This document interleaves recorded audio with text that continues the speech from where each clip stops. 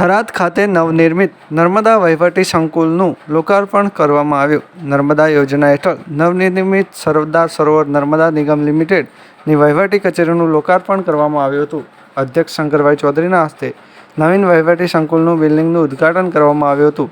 આ સંકુલમાં કુલ 3 વિભાગીય તથા 16 પેટા વિભાગીય કચેરીઓ કાર્યરત રહેશે. કુલ 187 અધિકારીઓ તથા કર્મચારીઓ માટેની મહેકમ મંજૂર કરવામાં આવી છે. વર્ષ 2023ના ₹13.28 કરોડના ખર્ચે શરૂ કરાયેલ સંકુલ નિર્માણના કાર્યને ડિસેમ્બર 2024માં પૂર્ણ કરવામાં આવ્યું હતું. બનાસકાંઠા જિલ્લાના થરાદ, વાવ, ભાભર અને સોયગામ તાલુકાઓમાં અંદાજે 1.3 લાખ હેક્ટરથી વધુ વિસ્તાર માટે સિંચાઈ માટે પાણી પૂરું પાડવામાં આવશે. વિધાનસભા અધ્યક્ષ શંકર ચૌધરીએ ખેડૂતોને કરી ટકોર. થરાદ, વાવ અને રાધનપુર વિધાનસભા વિસ્તારના 100% ટપક સિંચાઈ પદ્ધતિથી ખેતી કરવામાં આવે તો સમગ્ર બનાસકાંઠા જિલ્લાને પાણી આપી શકાય. ખેતરોમાં પાણીનો બગાડ થાય છે. ખેતરો ભરવાથી 6 થી 7 વર્ષમાં જમીનને ખાર આવશે અને ખેડૂતોના ખેતર બરબાદ થઈ જશે.